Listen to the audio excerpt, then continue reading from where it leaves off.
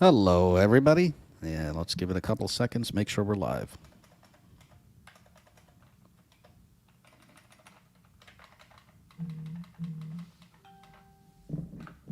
Okay, the Facebook just went live. And the YouTube is live. There we go. And we've got 0 people watching. Very good.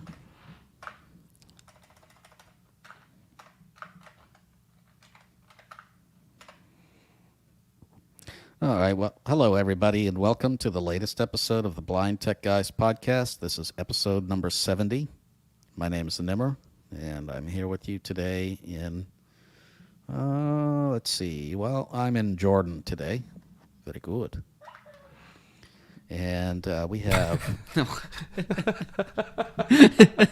Cuckoo. Hello, Cuckoo. Very good. You like Cuckoo? Yes, Very like. good. Yeah. Hello, I am Mr. Xi Jinping. I am from Japan, though. Oh, You I know? sound a little Chinese, but that's good. Oh, very good. Hello, everybody. We are live on number 70, and it's been a crazy day. My internet just started functioning somewhat reasonably. Wow. And Nimmer's internet is somewhat not reasonable. So It's just weird. one of those It's days weird today. when my Xfinity is the most stable out of the bunch. Yeah, so if you find that the podcast dies at any point, kish kish. Sorry about that. We can't do much about it right now. That's right. Yeah, I'm running on a mobile hotspot, thanks to the T-Mobile network, which is the only And- network in here that actually has service. Wow. Literally, the gent that was up on the roof in 101 degrees, I think it is now, it's 38 degrees outside, said a bit too hot, not happy. So Yeah. he's at least got it mainly working. Well, 2/3 working. So we're pumping along. It's okay.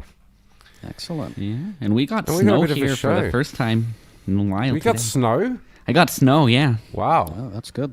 We definitely haven't got snow, I can assure you. It's about as far away from snow as you can get here. Utah's a weird state that way.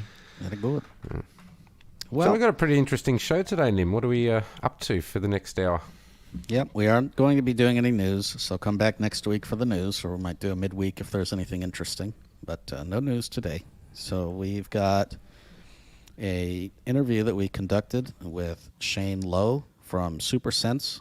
He is kind of their, I don't remember what he said his title was, their relation manager or something. The guy that does their Relationships manager or press. something? Yeah, something Yeah, like that. He does Sorry, their Shane. PR. Yeah, I probably got your title completely wrong, and it probably has nothing to do with relation, but that's okay. I just He made definitely it up on said the it spot. throughout the interview, so I'm sure by the end of it Yeah. we will remember. I did hear it about 10 times, but I can't remember it right now. Yeah. But it is There we go. actually It's a like really good public interview, relations. listeners. Definitely worth a listen, and very interesting chat, especially for iOS users on Supersense, although it is available, of course, on Android, but probably more pertinent to iOS at this point. So That's right. So we're going to do that interview, and then we will try to do a demo of Supersense. We'll see how it goes. I will demo the Android version and just go through the interface and tell you a little bit about what it's like to use. And then we'll also try out the iOS one probably next week. So come back next week for the iOS version. I'm just doing the Android version because that's just the one that I happen to have to hand. And there we go. And then Nima, what if we're running? Depending on how things are running, we may actually come back midweek if we have a few more things to do as well. So we'll see how we go. What do we got after that? Yep, Kurt's going to demonstrate the Samsung Galaxy Buds Pro. Ah, yes. Yeah, the Buds Pro. Very cool. And he's going to tell us a little bit about what those are like to be able to use. And I think that's about it. We don't have any emails this week. So that'll be... Well, I should hopefully have mine in my hot little hands by Thursday your time, if all goes well, including Very the phone. nice. Yeah, very nice. they're pretty solid. Well, I won't be complaining for $0 on the headphones. So. Right. Yep. By the way, we will Absolutely. be having our devices hopefully by the end of the week. At least one out of the 3 of us should be. And so I think Marco got one. I'm sorry. Thomas. Thomas. Yeah. Well, Thomas And, said that his email said something the 25th, which surprises me. But if he's Well, think he he's might even changed get his that now. tomorrow. He's saying the 27th or 28th. So Okay. I would be surprised if he actually got his that early. 'Cause, Yeah, mine very clearly says it's shipping on the 28th and should arrive 29th. So we'll see. yeah, I think that's how it is for most of the world, except that Australia's 28th is our 27th. 7th. So there you go. But I'll quickly mention that I did play with one yesterday at a very well-known store here in Melbourne, and very nice device. I would say that the haptics are probably not quite as good as the Pixel, but it certainly flies along. I mean, obviously it had nothing on it, and I didn't really get to do a huge amount with the device, but it's a very nice, pleasant device to feel. It's quite light in terms of its size, the Ultra, but very good. I'm very much looking forward to it, so don't think we'll be disappointed, hopefully. Excellent. So we'll be doing that review next week, and we'll probably even have an unboxing party. If all of us can wait until the other one gets Well, there, maybe we'll just have an unboxing party anyway. That could be hard. That could be pretty hard. Yes. I mean, if Thomas gets his on the 25th, neither one of us is going to have ours. So. Well, no. If Thomas gets his on the 25th, Thomas, you're not allowed to open it until at least the 29th. That's right. Yeah, Yep. you just have to wait. Sorry. And Marco, you have to wait until the 30th, your time. Yeah, because you'll get you might get yours a day later. So That's right. I do have to tell the listeners, though, a very funny story, Nimmer, and I hope you don't mind me telling this story, but Nimmer very kindly sent me a laptop, which has now been unboxed and is working beautifully and charging up at the moment. But the funny thing, though, listeners, is that Nimmer hasn't got his cash yet. Hey. So I'm just on the transferwise.com website at the moment. There's this little button here that says cancel. Do you reckon if I press that button, listeners, it could be my last show? That's one way to get out of doing the podcast, hey? Yes, kish kish. You like? I think it's pretty good. Yeah. And I've got one other thing to report before we quickly go to this interview. Kingfish, as we know him, or Charles, said that anytime that you say very good, we should start up a new drinking party. Oh my god! In that, if you say very good, you have to take a shot, because he was been listening to the podcast. He reckons he counted half a dozen in the last one, so it could be a rather drunken unboxing party coming up. Is that for hosts or listeners? Oh no, that's for listeners and hosts. Absolutely. So Yeah. All right. yeah, there you go. All right. Well, I want to also thank the newest countries to our list. By the way, this took me quite a while to be able to get, because I had to listen to I had to listen to the last episode and count the countries as I was flying by, listening to them and look at the list of countries. But now I actually have them written down, so it'll be easier. Anyway, I want to welcome Romania, Uganda, Luxembourg, South Korea, and Kenya to our list of countries. So if you are from those countries, welcome. We are now up to 54 countries, and I believe 40 out of the 50 states in the U.S. So we've got 10 more states to reach. Wow, but that's crazy. I did notice in Australia, I think we're missing one state. I think we're all states bar the Northern Territory. I don't think we've got that one covered yet. So that's welcome excellent. to those So thank you countries, guys, yeah. and welcome to those listeners. Our YouTube is, I think I saw it was up to 175, and we got a couple of new ones today. Kind of feel like we're in the Olympics, guys. Like, 54 countries. It's almost like the Commonwealth Games. We're sort of getting up to those sorts of high levels. Impressive. That's right. Yeah. Very good. All right. Well, we're going to take a little bit of about a half a minute break, and I will go ahead and share the screen and get that podcast going, or the interview going, and we'll listen to what Shane has to say, and then we'll come back with you and do a little bit of a demo of Supersense, and then Kurt will talk about the Pixel Buds, or the Samsung Buds. All right. Well, I shall turn my level down, and we'll see you in around about 34 minutes. Very good.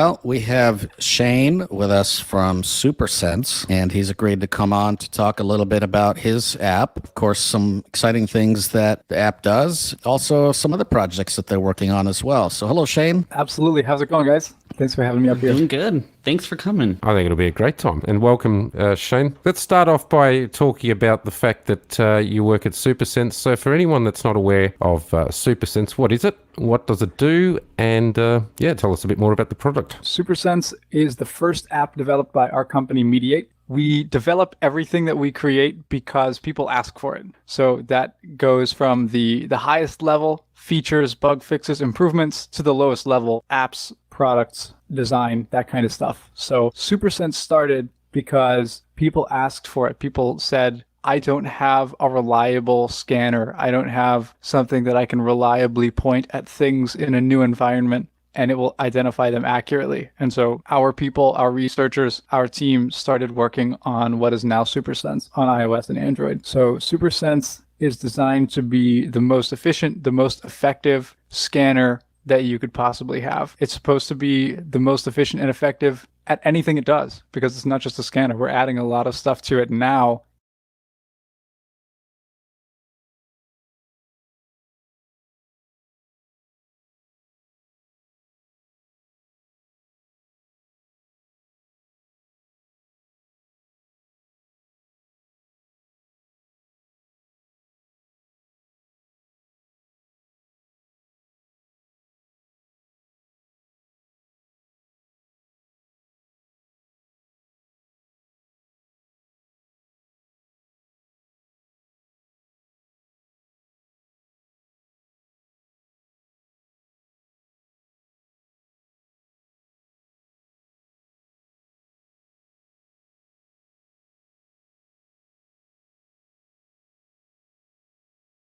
That goes beyond what our original intent was, just based on what people have been asking. So it started actually as an exploration kind of app. So you had the Object Explorer and you had the Object Finder. And so the Explorer would recognize objects in your vicinity. So staircases, people, chairs, tables, doorways, any kind of stuff. And then Find would let you search for something specific. So if you want to look for a reception desk in a hotel lobby, you could do that without having to ask for directions. So from there, we expanded because people said, we need a scanner. We need something to read. We don't have anything that reads well. So that's when we turned to creating things like our document scanner, which gives you guidance directions. And it's supposed to give you these directions in plain English. So it's easy to understand. It's easy to follow. So you can take the best picture and get the best scan possible from that document. Things like the Smart Scanner, which is currently, when you open Supersense by default, you're going to be in Smart Scanner mode, which means you're going to be able to scan text objects with the Object Explorer, the documents, the barcodes, the currency, all without hitting, any buttons. So we're trying to make it simple, but also really effective. Supersense handles all the lighting. Supersense handles all of the processing, so it doesn't drain your battery or your phone processor much. The goal is to make it really effective and also really easy to use. Well, that sounds really cool. And I'm just wondering, have you had a request for a replicator that replicates $100 bills? Because that would be one thing I would want. There's actually a great bug that we currently have where the currency reader picks up these mystical $50 bills on my desk. I haven't been able to find them. I think it's an intentional bug, though, because some users have reported the same thing, but theirs pick up $10 bills. But because I work for the company, for me, it picks up 50s. So is that like the money tree, the mystical money tree that my father keeps talking about when we were young? If you want money, just go to the money tree out the back. It's real. It's real, yeah. You can buy it on the App Store now. Oh, it's cool. Wow. Cool. Well, you can buy anything on the App Store these days, so why not? How much does the app cost, and how does somebody go about obtaining it? Absolutely. So you can get Supersense on the App Store or the Play Store. You can subscribe for $5 monthly or $50 annually. Or if you want to purchase it for lifetime, you can get that for $100. And that includes all the updates, all the bug fixes, all the new features in Supersense. It's also worth mentioning that some of the pricing changes if you're in a different country than the United States. Some pricing is lower, some pricing is higher, just depending on the currency exchange and the market. Well, actually, when I think about, a lot of the apps that we've gotten some apps that come and go and they disappear, or some apps that charged you the lifetime price up front, and then after a while they lower it and they raise it. I actually think my own personal opinion, and I think Marco might disagree with that, but I actually prefer a subscription model, because if you're using the app, you make use of it, you prefer the app is meeting your needs, you like it, it's adding new features, you continue paying the subscription price. You don't have a use for the app, or the app becomes useless, then you say kish kish, stop using it, move on, and find the next new thing. So I actually prefer a subscription model over a pay a bunch of money up front, and or even pay just a tiny amount, but then the developer isn't really being supported, and then the app dies in a year or 5 months. Or so I actually do like that. Actually, a lot of people have asked me, like, apps in this field have come up, tried to do really cool things, and then just vanished. And so I do want to address that immediately. We update Supersense every week to 2 weeks. Our team is actually growing. We just hired, I think, like 2 new people last week. We just brought a couple more people onto the team. So that's not happening for a while. We have partnerships with National Science Foundation, MIT. These guys are serious. So at the very least, you don't have to worry about Supersense going away. You don't have to worry about a hold on development. That's nowhere in the pipeline. I have noticed that you guys have always constantly updated and bringing out new features. And of course, the app has been around now for how many years? So on Android, we launched it about this time in 2019, so 2 years. And then on iOS, it hasn't even been around for a year yet. It's like 10 months, 9 months old on iOS. So for you Android fanboys, you will know that this app came to Android first for a change. It's true. Right. Are you finding much uptake with the app at the moment, if you don't mind me asking? Like, are people fairly excited about it? How's the sort of interest been amongst the VI community? So when we launched the app in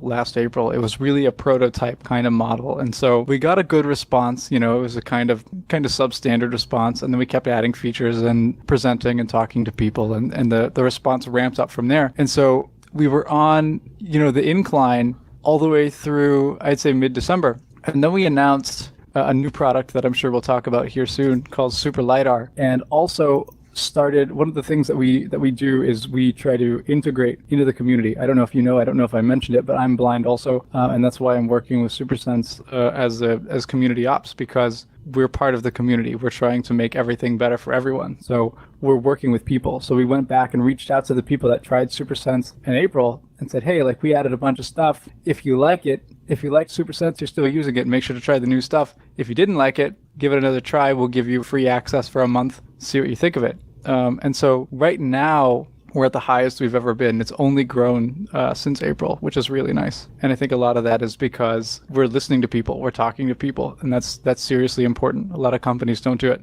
As a blind consumer, I know that. Yeah, it's true. So as a blind consumer, there's a lot of apps out there, right? So there's Lookout, of course, which is free. There's Envision AI. There's, ID that's, I think, going away now. Why would I choose Supersense over any of these apps? Some of them are free. So the first reason is what I just talked about. I'll give you an example of this.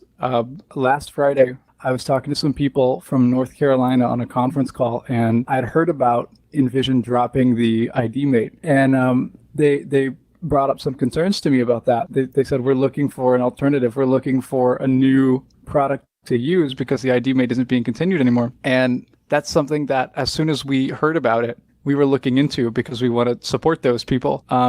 Some people can look at that and say, wow, that's really competitive to just jump in and steal that customer base right out as soon as they drop the product. But some of these features are as simple as things that we've been looking at doing for months that we just haven't gotten around to, because we prioritize all of our updates based on user requests. So the more requests they get, the faster they come out. And one of those things which would help the customers of the ID Mate is being able to label your own barcodes so that you can still use those custom barcodes that you labeled things with that you bought from Envision. So we're always trying to keep the needs of our users at the forefront of what we do and work with people and take feature requests and bug reports from people. That's what drives what we're doing. We're not talking a marketing language. We're not looking at seeing AI or Envision and these guys as competitors. We're all doing the same thing. We're working for the community. We're working. You guys are the boss of us. We're working for the community. So that's one reason I'll tell you immediately, is because we'll listen to you. We'll make the best product we can. On the technical side, the first thing I always point at is the document reader. because it's always, for me as a user, not as a salesperson or a business guy, the document reader has always been the best scanner that I've seen for documents. The most, at maximum, I now get like 2 errors per page. The sharing options are more versatile, so I'm able to copy specific paragraphs if I choose, because Supersense divides it up automatically, and you can just swipe down with one finger, copy your paragraph. You can click on contact info straight from within the document. You can export as PDF. You can text, email, all the standard stuff. And you can do that with anything that you scan. Barcodes, short text, even currency if you want for some reason. You can do that from read history. That's that sharing currency thing again, yeah? Yeah. You could. It's like Cool. PayPal, but it doesn't even cost Yeah. you anything. No, we actually have a new site. It's called Pal Pay. Oh yeah. Yeah. Yes. Supersense.app/palpay. You can do that all from read history, which is something I haven't seen on any other app, where if you forget something, or if you don't know something that you scanned, or if you want to copy it or save it, you can access it from read history, which includes your documents, but also your quick text and your barcodes. So you can save info about a product so you don't have to scan it again, or so you can label it or whatever you want to do. The Object Explorer and Finder are unique, I believe. I don't think there's any other app that lets you find specific objects that you're looking for in those categories the way that Supersense does. And you also have just some little conveniences. Supersense handles the lighting for you, so you don't have to worry about flash. Supersense handles the guidance and the document processing for you really well, so it's going to give you simple English directions, so you don't have to worry about computing. Don't have to do as much in your head to get the clear image of the document. So it's that simple interface as well. You also have tech support, free training, all that stuff right from within Supersense. So like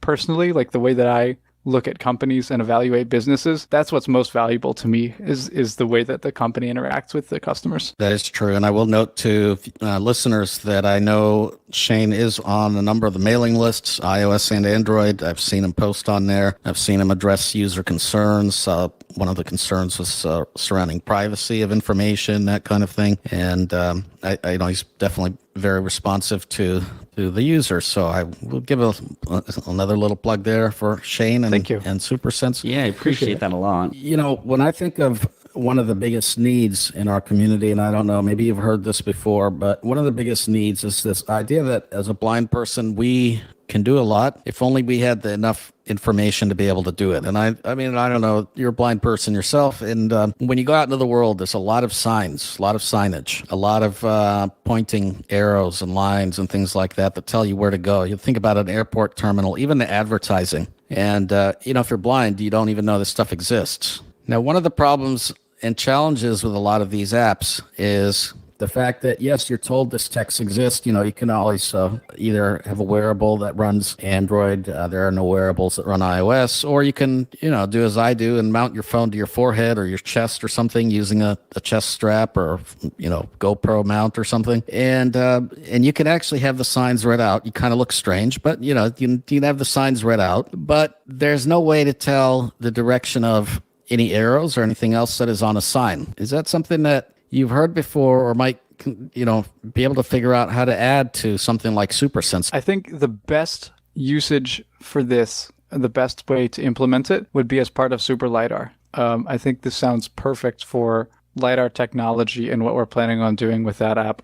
I definitely think that's really within reach, actually, with Super LiDAR. Yep, I agree. Unfortunately, Android devices don't have that, but you know, so I definitely agree with that.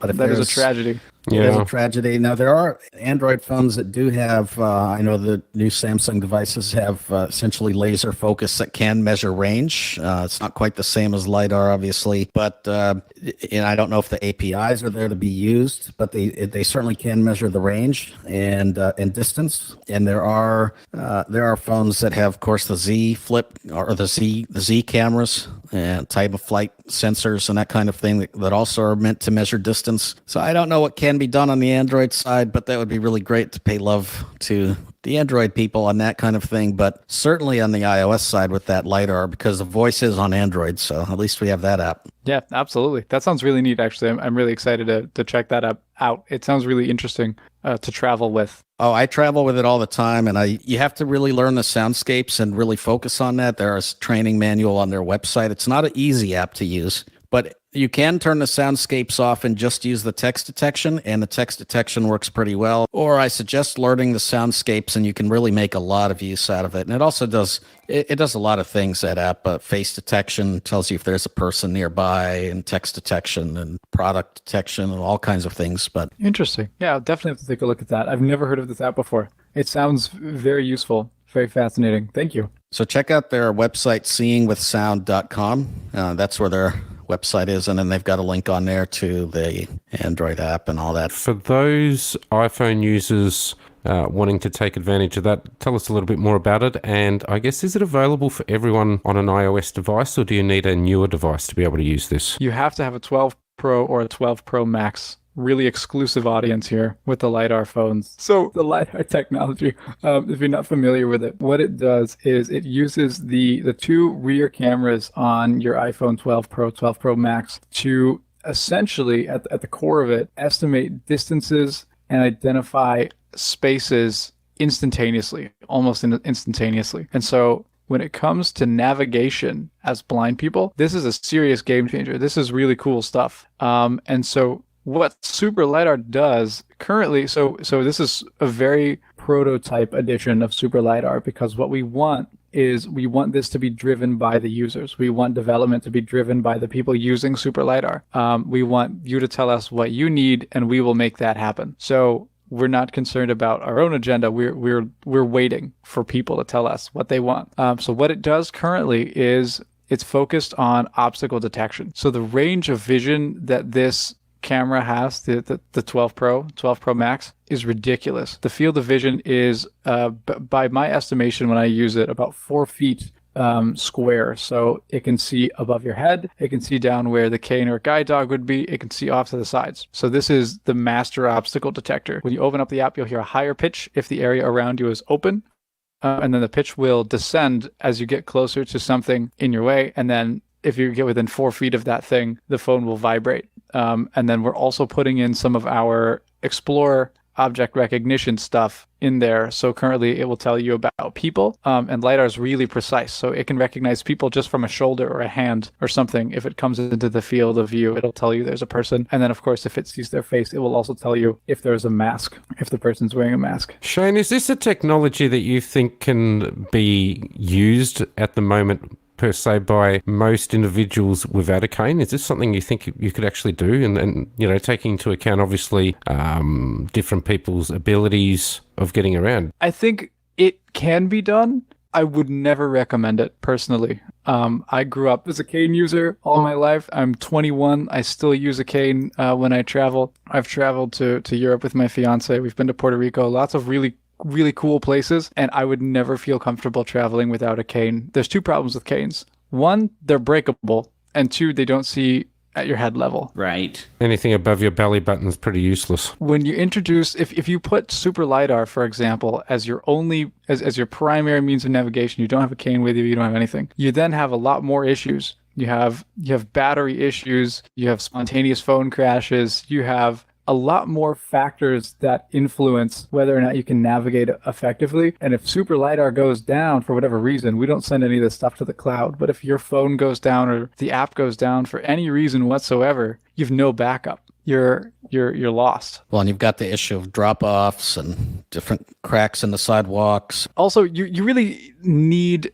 the feel for where you're traveling. I would be so confused because if Super LiDAR tells you there's a curb in 2 feet, you're still going to be searching around awkwardly with your leg. Like, okay, is it here? Is it here? Like, I don't know. I don't think it's a good idea. And of course, it's not going to be 100% accurate. So 2 feet might be 2.5 feet or 3 feet or whatever. It would be so nice to know, like, oh, hey, that's a person 4 feet away. Or like, oh, you know, the door's coming up and, you know, maybe I don't have to play the whole trial and error game with the cane of like, you know, we're right next to the door. Okay, we got to go here. This is where, you know, like I feel like as a supplement to a cane, that could be absolutely a game changer. That's how I describe it. It augments the way that we navigate, and it changes the way that we navigate because you know what obstacles are before you touch them. There's no more, you don't know a person is there until you hit their leg. You know, if they're shorter than you can't even echolocate them, really. Yeah, but in iOS, can you lock the phone and use this app? Actually, I never tried that. I don't think so. So that would be another challenge with this kind of an app is, figuring out like you can't mount it to anything because otherwise the screen is always odd. And as soon as you mount it to something, like it's not, whatever that object is touching the screen, and then you start pressing other buttons and things. So there's not really a way to lock touches.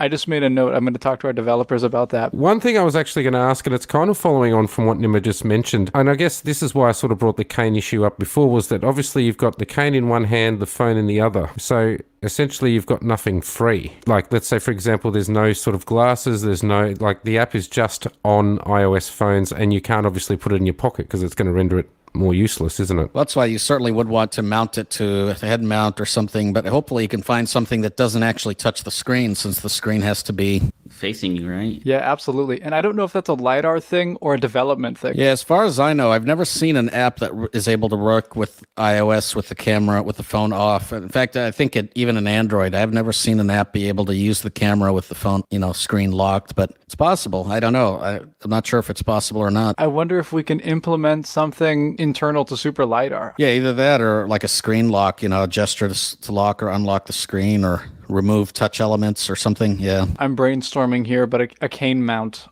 could have potential. See, I would be worried about having it on a cane just simply because what happens if somebody steps on it? It might flick out of your hand. You might, automatically get a jolt. It's just, I don't know. I'd be a bit wary about that. I'd prefer personally, for me anyway, something that you can just clip it to your shirt or something like that, or mount it somehow like that. That would be awesome because, for me anyway, I find it very frustrating, and this is why I would absolutely love to not, be able to either use a cane or a dog, just simply because then I'd have two hands free like everyone else. Yep, absolutely. That's the third problem with canes. I forgot to mention it. It consumes the use of a hand. And then that's why I'm saying, you've got one hand consumed, you've got another hand consumed, and that's a bit of a problem. I think probably about the only way to really do it with a handle is maybe to use something that is like a gyroscope, like the phone itself doesn't move, but the cane underneath it moves or something like that. I don't know. Could you, or even with Super LiDAR's or with LiDAR in general's field of view, the moving the cane actually wouldn't be a huge deal. It wouldn't make much of an impact. Yeah, my issue isn't that the view would be necessarily altered as much as it is if you're swinging your cane about, you wouldn't really know. So LiDAR says something is in front of you 6 feet or, to the left 6 feet, but then how did you have the cane pointing when it said that thing was in front of you 6 feet? True.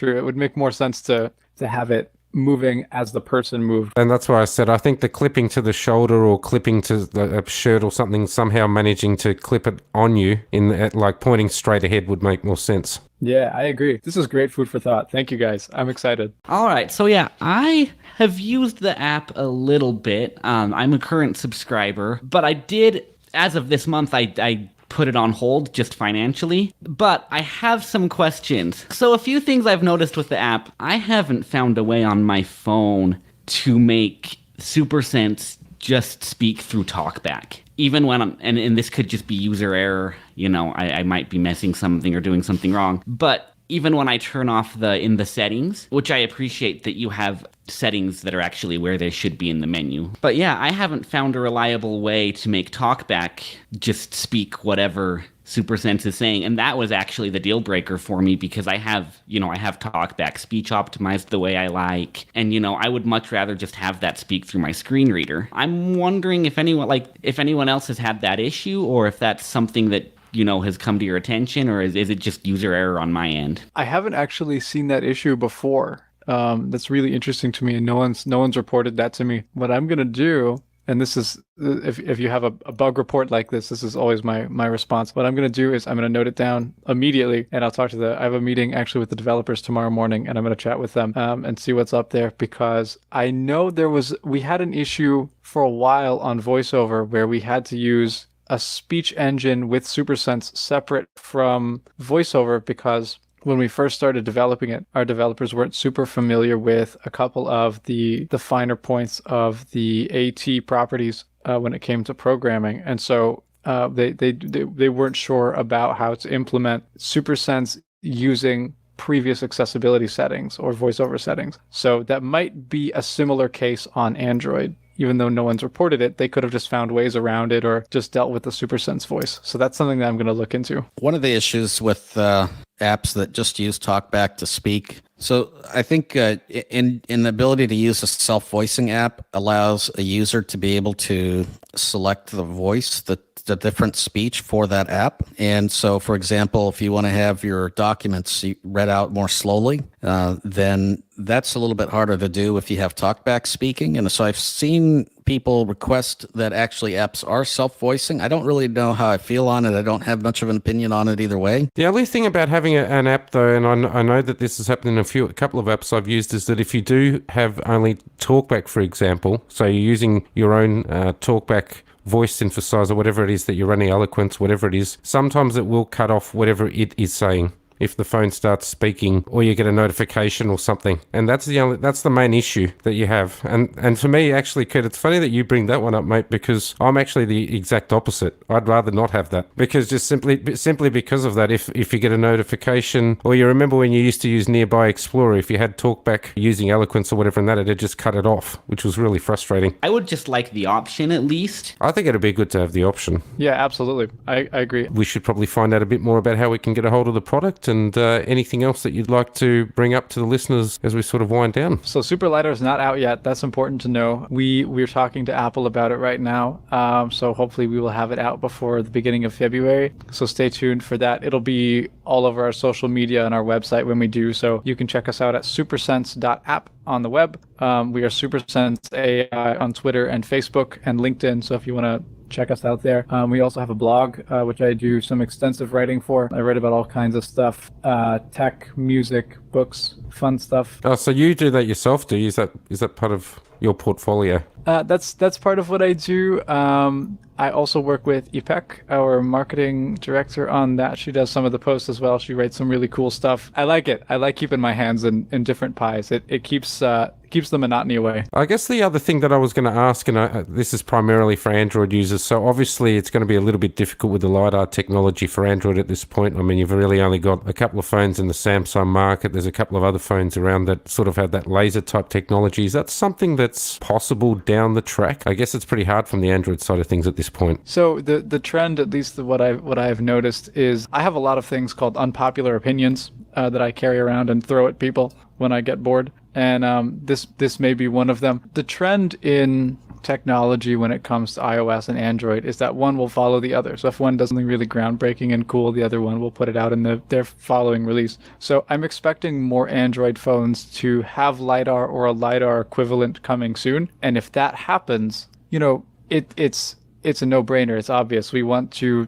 support the people that we work with on Android just as much as we want to support our iOS people. So if we get sufficient technology on Android, on enough Android devices, right now if there's just a couple of phones that do it on Android, and they use different technology. So if some have the laser range finding technology, and some have the Z cams and things like that, if they use different technology, it's really difficult to implement. So if we get something more universal, or at least, closer to that, and we can kind of estimate like, okay, yeah, this is going to be a growing trend, that's totally something that we would love to do for Android users. It's all good and well that we've got this, a similar form of technology, let's say for Samsung. I think one of the Motorola's does it as well. But I guess it's kind of hard for a company like yourselves to sort of be able to put this product out to the whole Android market if you've only got a tenth of it being able to use it. It makes it a bit difficult, eh? Yeah, it does. It's really, and this is something that I really struggled to understand before I worked at a small business, because before Mediate, I worked at a little company you might know called Pearson, massive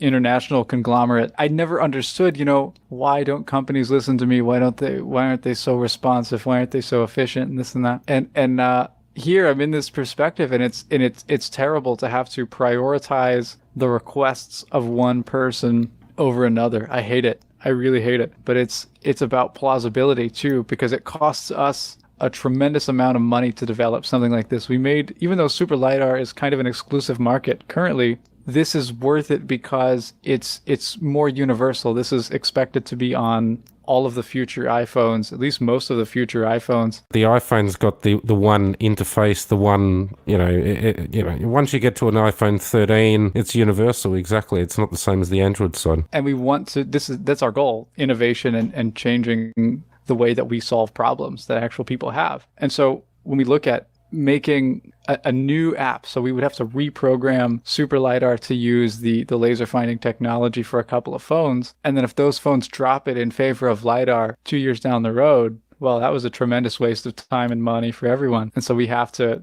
those are unfortunate, like, economic things. And for users, just so that you guys know, I mean, Google did this last year. They brought out radar in their Pixel 4s. And then this year we got a Pixel 5 and the thing doesn't have radar. So you've got the inconsistencies, unfortunately, as well. I love what Android stands for, the customizability, the individuality of it. I really love that, but it's crazy to develop for sometimes. So what's coming down the pipe? What's new? Sure. So Supersense has stuff. Super LiDAR is based on what you guys tell me. So I've got some new stuff. Hopefully we'll have a clip or a cane mount or something like that for Super LiDAR. And hopefully we'll be able to get it to read arrows on signs and different things like that. Supersense, currently the big thing that we're working on, number one priority, is column reading successfully. That's been a huge request that we've had recently, number one request. And no app's really done it well from my use and from other people's opinions that we've gotten. So that's the next problem we're trying to solve, is how we can really effectively scan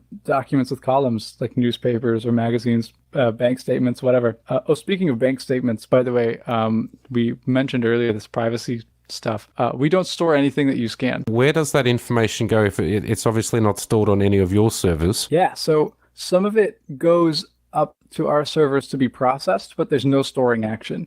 So if you scan a 400-page PDF, you can't do that locally on your phone. We just added this, by the way, the PDF import feature, where you can scan these massive PDFs. You can't do that on your phone. It won't work. It will, but it'd take like 45 minutes or something. It'd take ages. So those kinds of things have to go up to the cloud, but they're processed and they're sent back. So we don't have any way to look in on what you're doing. Honestly, we have better things to do. Oh, look, I appreciate that, but a lot of people are very privacy excitable, I guess. We're not even tracking things like what are the most products that people scan or anything like that. We're not even keeping, so we don't know what you're scanning. We know what feature is the most popular from like week to week or something, but we don't know anything about what you're doing and what you're scanning. We don't store that, even things that go up to our servers. Shane, I guess, thank you so much for popping on the podcast. Yeah, it's been a lot of fun. And anytime that you want to visit and you've got any future updates, feel free to let us know, and we'll definitely have you back on. Yeah, I'd love to be in touch after Super LiDAR comes out. I hope you guys give it a try. We might have to get in contact with Apple and see if they're nice, but I very much doubt that's going to happen, but we'll see. We're a podcast with 2,500 listeners a month, and we're still not big enough. Maybe our donors could, people that donate, maybe they can fund us a new iPhone. That'd be interesting. If each person, if each of the 2,500 gave $1. Well, that's right. Exactly. There you go. You get two. Look at that. Yeah. Maybe the company will let me borrow ours and I can demo it. Oh, that would be great. Yeah, if you want to come on and do a demo of that would be great too. That'd be a lot of fun. I would enjoy that. This is a lot of fun. And the other thing also is that if you've got any of that spare money floating around on your desk, just flick it through to blindtechguys.com. We're always up for donations. Don't feel free to part with it anywhere else. We're happy to take it off your hands. It's all good. Can I direct that to a specific fund? Yeah, direct it to the PalPay. No, you definitely are welcome to come on at any time. And also, if you can maybe shoot over a demo subscription or something too, we can get that demo up and we'll acknowledge that. Now, one thing I will say is on the demos, what we tend to do is just I review the app completely, do a full review of this is what it does and this is what it is. And then once that we do that review, then we actually go through and provide any kind of feedback. And so you shouldn't be surprised. And I think probably a lot of it is stuff that we already talked about, but we do tend to provide a little bit of feedback on that. We'll send that link along. Yeah, please do. That's always what I want to hear. So that's always the last thing that I mention is please, within Supersense, you can request a call. You can reach out to me, shane@mediate.tech. You can text me 502-435-2671. Get in touch. I'd love to hear what you think. I'd love to hear the feedback. Well, Shane, thank you so much again, my friend, and we'll definitely have you back sometime very soon. 100%. Thank you guys so much. For everyone listening, this has been a discussion with Shane Lowe from Mediate, discussing the app Supersense. Thank you, everyone, for listening, and we'll see you next time.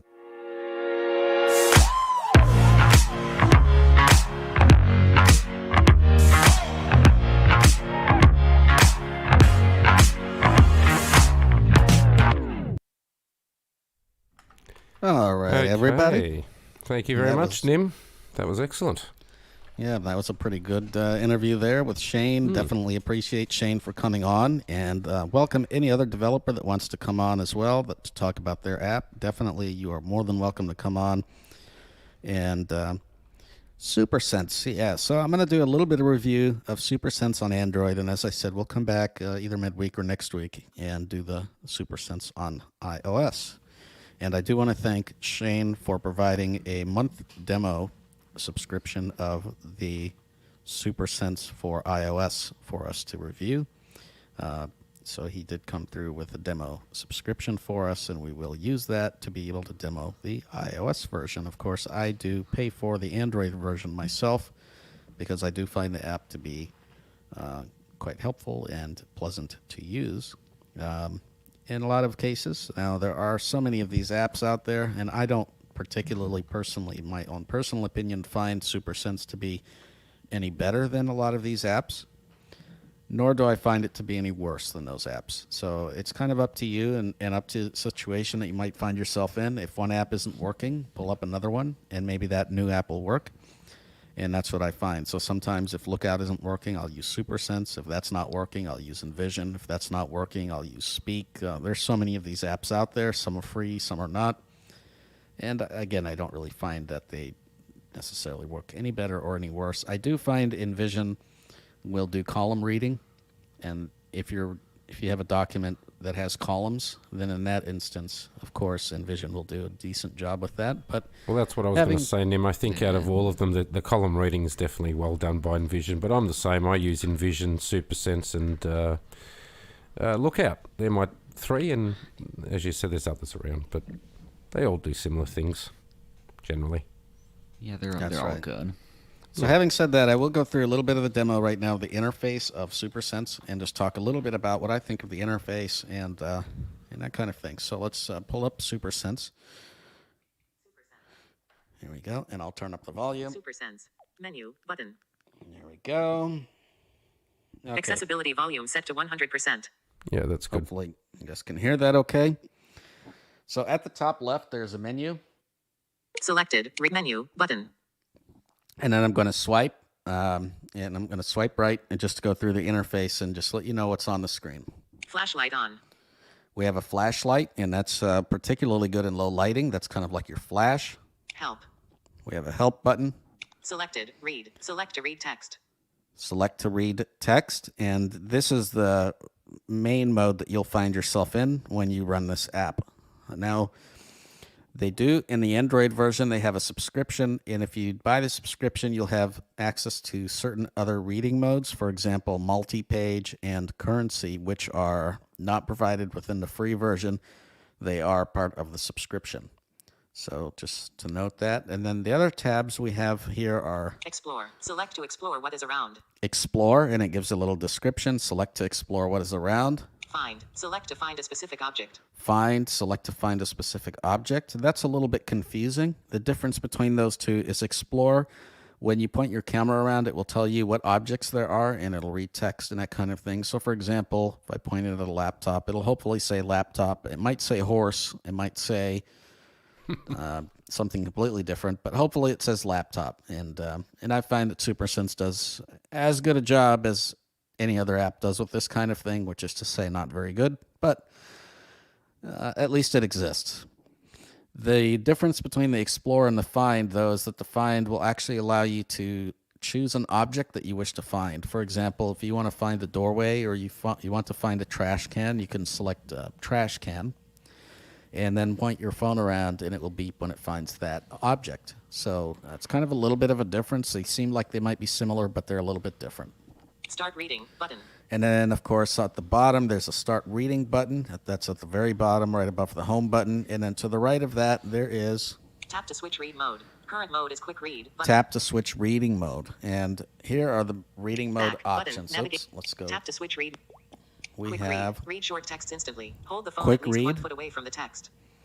so we have Quick Read, and that's just the automatic reading. Document. Premium feature. Reads longer documents with advanced features. Hold the phone at least 1 foot away in parallel to the document.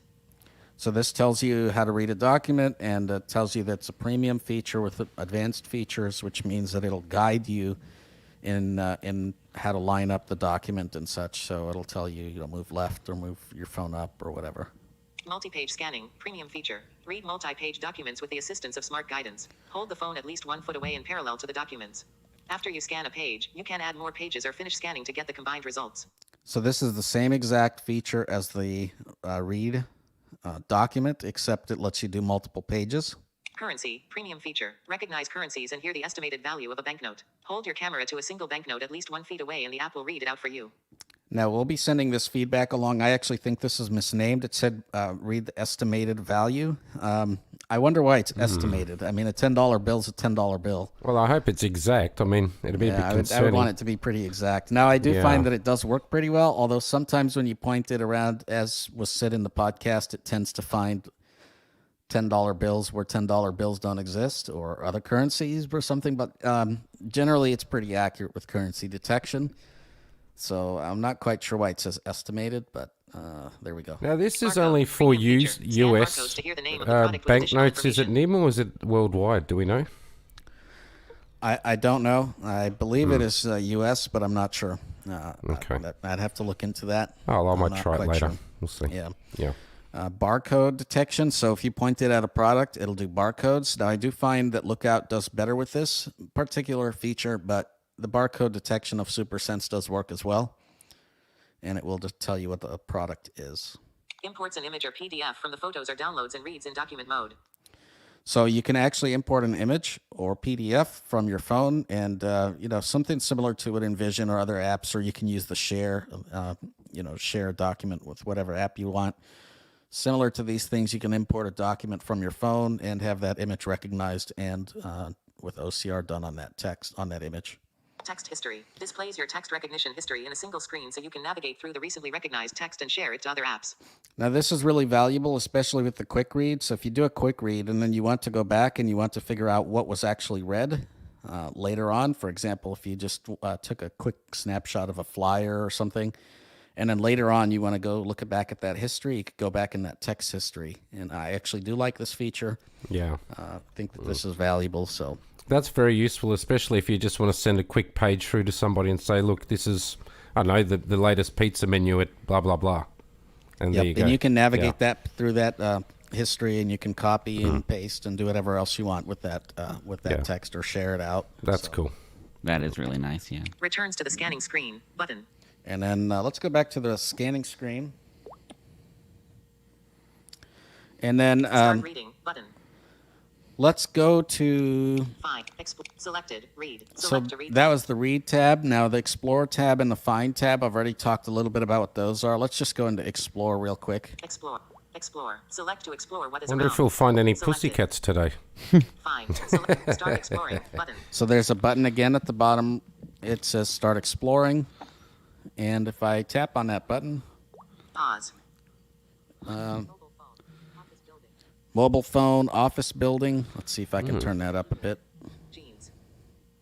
It told me I was a A woman. car. Music Okay. volume set to 100%. Computer monitor. Office building. Computer monitor. All right. So it's finding Table. a table, a laptop. Oh, good. All right. Pause button. Start exploring. So as we see, it will actually find some things.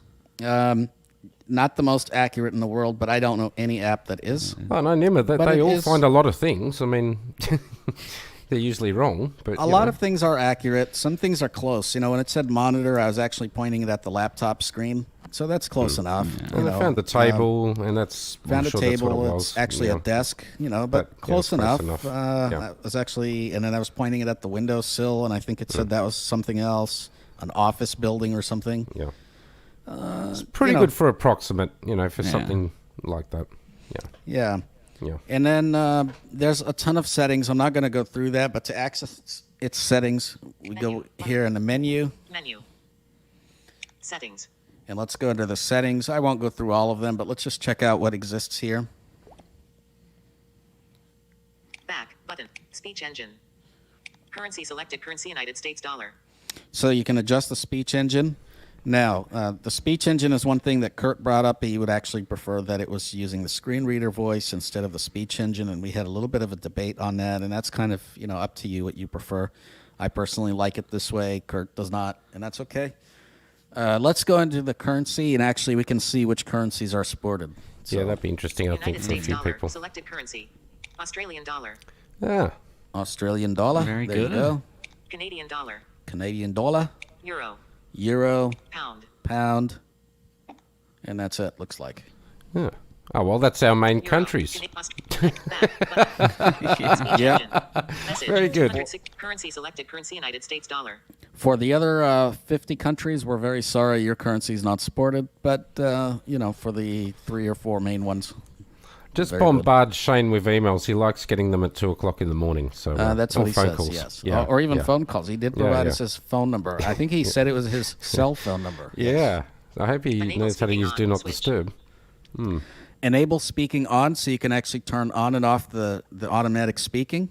Now, I'd be interested to see, Kurt, if you turn this off, whether it would read Yeah. with your It talkback didn't. or not. Okay. No? Okay. That may be a bug fix, but there we go. Enable beeping on. Switch. Enable beeping, and that's for lining up a document, for instance. I or, like that. But yeah, they all you do know. that. Envision and all that do that as well. So it's handy. Yeah. Handy to have. Enable vibration on. Switch. Same with enable vibration. And, those are just some bare bones settings. There's nothing else in here, so Back button. very good. And, so check out this Supersense. Now, if you want to get help, there's a Menu. help button. Flashlight on. Help. So let's go under help here. Supersense manual. Supersense help screen. You can access the manual. Thank you for downloading Supersense. Quick. Instantly read the text presented in front of the rear camera. Back And button. that Navigation will bar. tell you exactly how to take pictures and that kind of thing. Oh, so it's a bit like a quick start Menu, guide sort of thing. Yep, sort Start of like a reading guide. button. Now, if you Yeah, want to yeah. get a hold of Selected. Supersense, Read. let's go into the Menu button. menu. Menu. Setting. Subscribe. You can subscribe in this menu. Invite friends. Invite friends to use the app. Give us feedback. Give us feedback. This is where you can actually go to submit feedback Help. Rate the app. Close menu. and Button. just the normal stuff in that menu. So there you go. That is the Supersense app for Android. Now, I will say the Supersense for iOS is not hugely different, but we will go through that anyway, probably next week. Home. I think out of all the apps, though, Nim, in terms of like your Envisions, your Super Sensors, etc., it's a good app. I mean, Yeah, it's you're up there. paying for a decent app, and obviously it's going to be well supported, same as Envision, which is good. Yeah, it is a good seems to app. work It's pretty well. also very simplistic. Yeah, For a lot of and I users who like don't that. like a lot of settings, it is very simplistic in terms of it's just not as many options, and the options are very well laid out. Yeah, and I will say that obviously the difference for me between this and Envision is that Envision has lots of options like that, but they are somewhat, well, as we found out on a previous podcast, weirdly placed in certain sections. So Yes. this is not. The Supersense have done a good job there. Absolutely. Yeah, and when you're in settings, if you hit the back button, you won't be closed out of the app. So Yeah, that's kind that's of a useful. good thing. And nothing bad about Envision. I don't want to bash Envision. No, absolutely But I will not. say that No. Supersense does, I think, have a good interface. Yeah. Their features do work as well as other apps work. I can't say they work better, but I can't say they work worse either. And I think the fact that they are supported by National Science Foundation and a bunch of other, whatever, I think, and then they have this subscription model. By the way, we did discuss, I think, a little bit of the subscription model. I'm in support of subscriptions, personally. I much rather pay $5 or $10 a month for an app that I like and use a lot and really want to stick around, than pay a lifetime subscription, as happened with the Nearby Explorer, where you pay $100 and then that app completely dies off after a while, and that app that's is not now good. dead. Yeah. So my hope is that with subscription models, if people are supporting the app because they enjoy the app and they like the features, then hopefully that maybe incentivizes developers with some cash, of course, to continue developing the app. But, of course, they do have other funders as well, which is good. As I said, the National Science Foundation and others that he mentioned. So Yeah, no, they're definitely well backed. So I have a feeling that they'll be around for a while, which is awesome. yeah. And they deserve to be well backed. If you're providing a quality product, good luck to them. I'm certainly using it off and on. So And yeah. that super Excellent. LiDAR, now, if that thing actually gets developed more, now at its current stage, it's cool, but it's not at a point where it's, I would say, great. Now, if it gets to a point where they add some of the features that I mentioned Yeah. to them about arrows and signs and that kind of thing. And Android does not innovate in terms of giving us apps that have similar features and or access to LiDAR sensors. I can very well see myself actually switching platforms. Well, as you know, Nima and Kurt, I didn't. Alicia yesterday purchased a Pro Max iPhone 12, so Oh. I might actually play around with that during the week, and we might, even in the midweek episode, come back and maybe do a demonstration, Nim, just to see what it's all about. That could be quite cool. Definitely. Yeah. Now, I believe, Nima, you have a little bit of a sojourn elsewhere to conduct because it is That's 3 right. p.m. here. And- So, Yep, and I will turn it over to Kurt, who is going to be doing a demonstration of the Galaxy Buds. Hey, and, thank you. And he and Marco will finish it up for you guys. no worries, Kurt. So, if you want to hop onto your Galaxy Pros there, Nima. Sure. Thank you very much for the show, All mate, right, and Kurt, you are we'll catch now up on the later on. Galaxy Buds, so we can hear you on the Galaxy Buds now. And your computer mic is muted, so you're good to go. Well, he was good to go. Well, he was good to go. So we're just... All right. oh, there All he right. is. There he Here we is. go. Yep. Sorry, I Excellent. had to unmute the microphone again. Very nice. All right. So, I recently got my hands on the Galaxy Buds Pro, the new Galaxy Buds from Samsung. They are, they're basically a competitor to the AirPods Pro, Pixel Buds Pro, all in the same tradition of these kind of wireless hearables. And for anyone who's thinking about getting these or any kind of wireless earbuds like this, I think there are a few disclaimers that are worth mentioning, because I don't think companies do a very good job of marketing what these are and what these aren't, because obviously they want more sales. But most of these are not going to last forever. This is the sort of thing you buy for a few years of use. Battery degrades like a phone battery does. So if you're wanting something for long-term listening, wired headphones are going to be better. They're also probably going to sound better because when you're dealing with Bluetooth, at least as of now, the way it's set up, and I don't know all of the technical explanations for it, but audio quality suffers a little compared to the wired headphones. There's a little bit more lag. It seems to be kind of unavoidable. But So I gather, Kurt, that just listening to it now, and I have to be frank, the microphone quality certainly isn't as good as the aftershocks. Are they? No.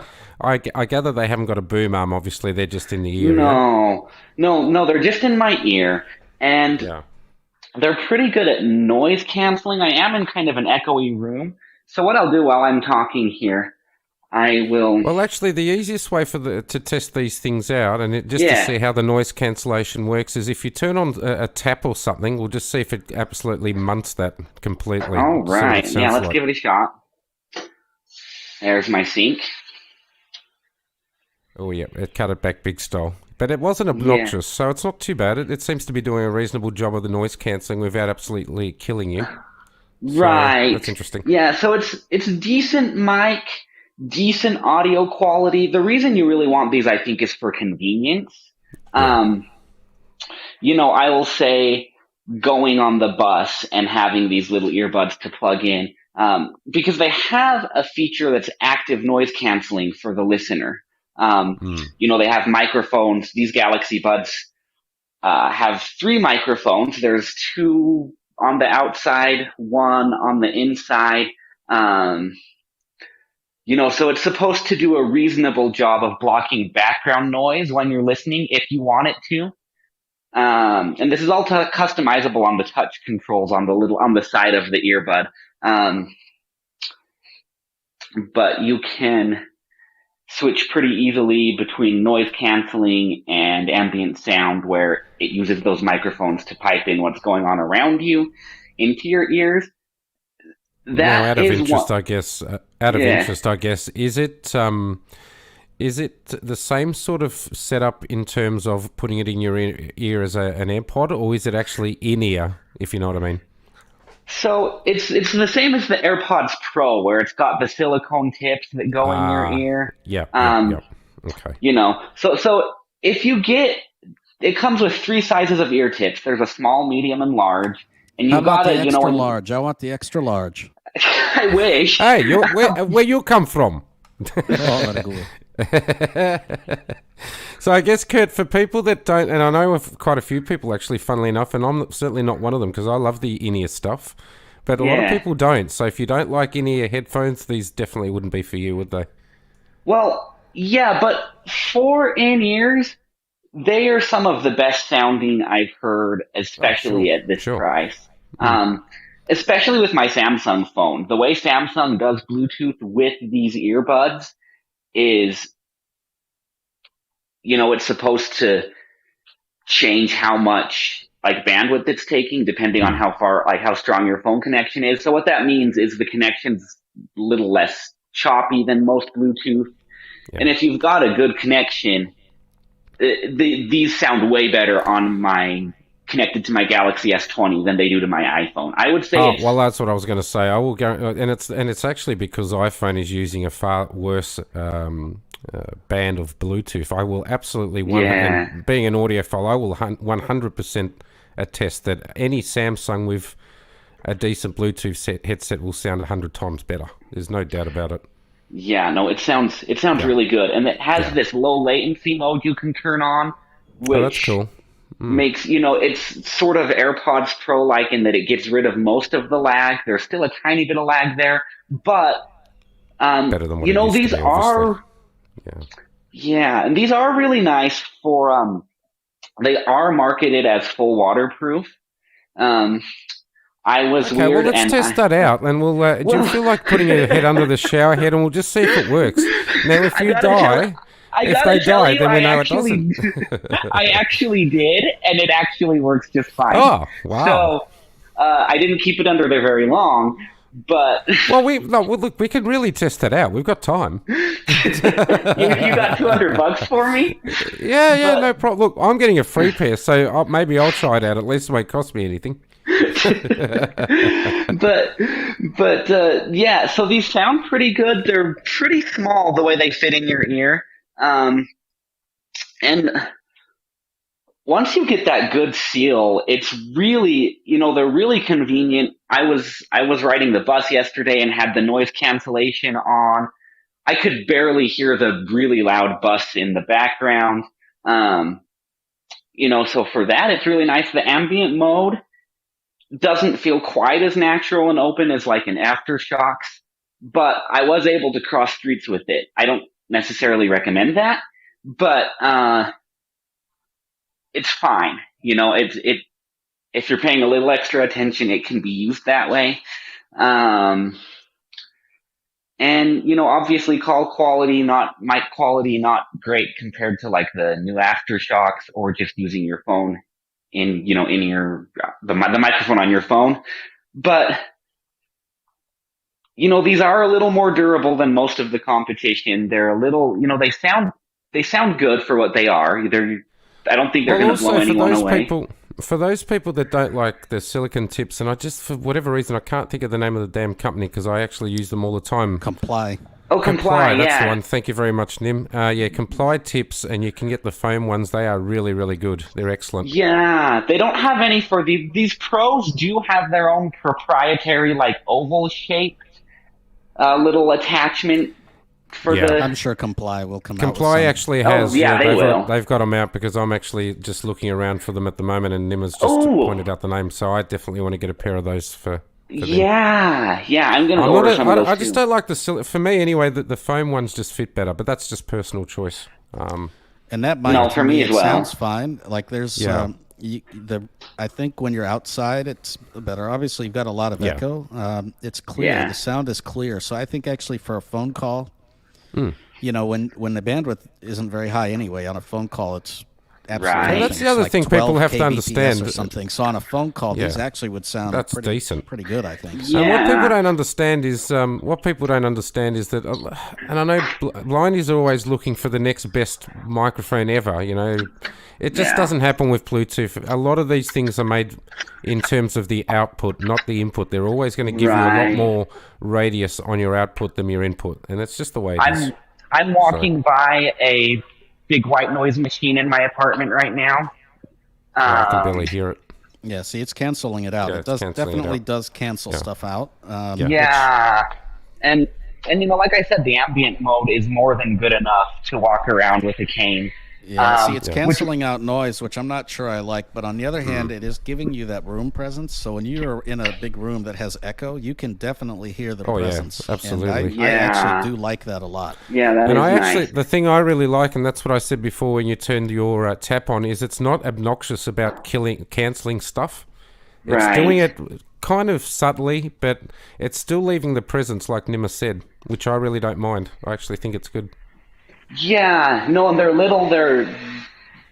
they sound better than I was expecting them to. Also, like I could listen to these for a while Yeah, and be yeah. fine. Yeah. And the case is really nice. It's like it almost feels like wood on the outside. It's very well built. The other thing I was going to ask, and I think listeners would be interested, can you find them if you lose one? Like, is there some sort of find Yes. feature? Yes, so there are a couple of interesting features here, and I don't like all of the new features on these. Coming back into my apartment here. One of the new features is you can set it up, and I think this was built pretty much for sighted people out in public who someone's coming up to them and wants to start a conversation and they don't want to take out their earbud. So there's this voice detect feature where if you have it turned on, it hears your own voice. It turns the ambient on mode for either 5, 10, or 15 seconds. Well, this is what Nima and I were talking about on one of the episodes recently. Because what happens if you start humming or something? Is this thing just going to kick in? You have to hum pretty loud. You have to. Okay. If you're like, then it's not going to know. But if you're singing, then it'll pick it up. pick that. Yeah. Okay. But interesting. Oh, we've just lost you there, Kurt. I suspect he probably dropped off his Wi-Fi. I Let's think he take might the have dropped off. opportunity here to look at some of the comments. It looks like Harshid, he asked a question about the Supersense, whether or not it's doing rapid scanning. And yes, it does do that. Essentially, it's just taking, multiple, so when you do that, always read on mode or whatever it's called, it's always just essentially taking snapshots to pick up text. Hello, Kurt. Welcome back. I'm just answering some questions here on the YouTube as you did drop off. And then Thomas put the earphones under a running tap or something. Yeah, he did that. He did that. Yeah. That's done. Thomas. And then Thomas asked another question. No, he didn't actually. He said, I just finished eating my lunch. Unfortunately, my S21 is coming 2 hours late, so I can't show it to you guys during live podcast. Okay, so That's it is a coming shame. today. That's good. I mean, you can always stay on, and we can do a YouTube after party. I can't stay on.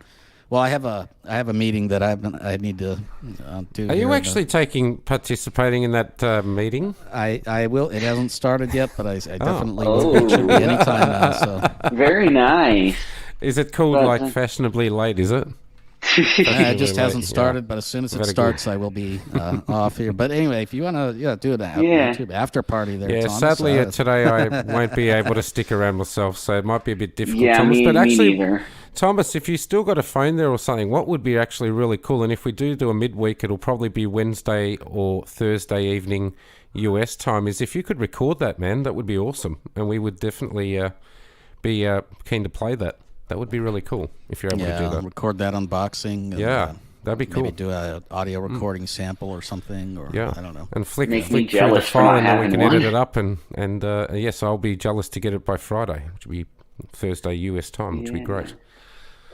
Now, is there anything else you wanted to point out? You were talking about the couple of things that you didn't like in terms of the feature Yeah. set there, and I think one of them you were sort of alluding to was the Find My, whatever they call it, feature. Well, no, so that one actually I like. I like the Find My. Oh, I would like my- that too, because I have a bad tendency to lose these things. So And it makes that them would be chirp useful. pretty loud. Like it's hard to miss them. Yeah. There are a couple of annoying things though for me with TalkBack. Sometimes, especially if I'm on a phone call and I'm trying to use TalkBack at the same time, TalkBack will stop flight. Like the call audio will be coming through just fine, but TalkBack won't, and so I have to just toggle TalkBack off and on, Okay. which is Interesting. it is a little annoying. And then, and it doesn't happen on other Bluetooth headphones I have either. And then Okay. I have, for some reason, the accessibility volume I can't toggle while these are in, and I can with other earbuds. So, and there's a setting in developer options about Bluetooth, like absolute volume or something like that, and I tried it both ways on there. You've turned that off, yeah? Yes, I have. And so at least as of now, whenever I need to change the accessibility volume on my phone for whatever reason, I have to put the earbuds back in my case, change the accessibility volume without them connected, and then plug them back Now, into out my of interest, earbuds. you're using Android 11, yeah? I am. Okay, So interesting. it could just be, I don't really know why that is. It's annoying, but it's not really a deal breaker for me, just because these sound so good and are so convenient. But those are some little bugs to be aware of, at least issues that I've had. But I think for the price, you can get some that sound better and are better at, maybe have better ambient sound modes or better mic call quality, but they're going to be a lot more expensive, and they're probably not that much better. So I have actually got a Sony pair of headphones, and the microphone on them actually is probably worse, and those are more expensive. Yeah, and I've heard the microphone on that, it's not as good. I'm not sure that you actually, there are even more expensive ones have got some issue or other, and the thing is with Bluetooth, because of the codecs that are being used, they sort of either limit the upload or the download. What I mean by that is either limit what you're sending out or what you're receiving, and usually they limit what you're sending out. Yeah, it's through usually the mic. It's usually the makes input sense. that's a bit of a bummer. So, That's right. Yeah. And to be perfectly frank, Kurt, I wouldn't say that I'm surprised or absolutely going wow out of this world in terms of the mic quality, but I'm definitely happier than what I would be with some of the other competition, which is actually more expensive. So Yeah, mic quality's good. Noise canceling, I think, is where there's the biggest step back. One of my friends showed me his Bose earbuds, which noise canceling is kind of their big thing. And that noise canceling, if that's something you care about, was definitely a lot stronger, but not this is still pretty strong noise cancellation. It's just, maybe 20% or 15% less. See, I'm funny about noise cancelling because my firm belief is if you've got a good pair of Comply foam tips and you have a really good fit, you make sure that you get the right size, etc. I absolutely am not a fan of noise cancelling at all. I hate it. And I know I a lot guess of if people you don't have like the I that. think you need it with earbuds. And I really don't think they're you really need it that either. good with earbuds. I think No. if you want noise Yeah. cancellation, you get a pair of cans, big Over the ear headphones. Yeah, for sure. Exactly. But- yeah, I'm not a fan of noise cancelling at all in earbuds. I just hate it, for me personally. Yeah. No, there are some times where it's if I'm on a bus or something, I notice it and it's, I think it's kind of cool, but it doesn't sound I think it doesn't sound quite as good. And the other thing that a lot of the time that noise cancelling does, it does ruin the sound of the music or whatever you're listening to. Now, it's not huge, but for me, I notice it, and that annoys me, so I just leave it turned off generally. Not always, but generally I'll have it turned off, unless I'm, I don't know, near a construction site or something maybe, or somewhere ridiculously loud. Sure. But, yeah. Yeah. Interesting. Well, thank it you for sounds that review there, Kurt. Yeah, Definitely it sounds like you're appreciate it. generally pretty happy with them, man. So that's Yeah. awesome. And I don't think a few of us will be complaining, considering we're, $0 for that is pretty good. So, Yeah, that's nice. And I'm going to check Absolutely. out those comply tips. That probably would make it better. Yeah, comply.com, I think it is, COMPLY from memory. Yeah, but look, Google it. I get their tips for just about all my headphones. So I Yeah, think I've got them they're, for all mine too. They're Yeah, excellent. I think they're Very they're good. definitely good. Yeah, they're not cheap, but they will last you. Oh, well, Yeah. you normally get a set of 3 of them, and I've had them last for over a year. So, Oh, very good. yeah. And the other thing, if anyone cares, if you have got a set of Comply headphone tips and you want to make them last longer, wash them under ordinary water, but do not use any soap or anything. You just got to wash them under water, leave them overnight to dry, and then the next day they're like new. So just a tip there for any audio. Oh, very nice. So there you go. You don't only get tech, you get tips. Now wash the tips. Do not wash the headphones. Just No, to be don't clear. wash the headphones. Yeah, no. that's a bad idea. Unless they're a pair of the Samsung ones, which are supposedly waterproof, and you want to try that. Yeah, but even then. I have taken a shower with my aftershocks. Actually, I've listened Yeah, the to music, aftershocks are fine. so I Yeah, have those are actually- good. Yeah, I did that actually with mine over the weekend, and it still works. So Yeah, no they problem. still work fine. Yep. Anyway, All right. I want to so, thank you, Kurt, yeah. for that demonstration, and I want to thank you, Marco, for being here today. And I want Thank to you, thank Nim. our listeners. If you guys have enjoyed this podcast, please like it, share, subscribe. I also want to thank you to the anonymous person that donated to us from Melbourne, Australia. Thank you Oh. very much for donating. Very nice. Truly appreciate that. I think it's probably the same person from the sounds of it if it's Melbourne. Oh, well, I suppose we might have. It's $22 or $24, somewhere around there. I want to thank you very much for doing that. Yeah. If you'd like to donate to us, please visit blindtechguys.com. There's a support us link there. Also, you can check out our past episodes and all the show notes with all the links of anything that we discuss. And please, if you like this, share it out with your friends, tweet it. Thank you to all the new countries. And I think I don't know that I'm missing anything, but No, I don't think you are. And obviously, if you want to email us, Nim, what's the email address again? Contact at blindtechguys.com. blindtechguys.com. That's right. Indeed. Send us an email. I think this is the second show where we've had no emails, and I love the email section, so don't let me down, listeners. Come on. You surely got a That's question right. for Yep. us. You can also fill out our form as well. And I did get one submission of an individual who wanted to be added to the mailing list, and you are added to the mailing list. So Very just good. remember Well, I that. think We we're do nearly have up a to mailing 160 on there, which is pretty cool. Damn. Yeah, so we have Yeah. that mailing list, and we have Telegram and WhatsApp and all these things. So just check us out. Indeed. All right, guys. I will say goodbye from me. Yep. Thank you, everyone. Take See you care, all everybody. next time. Thanks for tuning in. Bye-bye. Bye-bye.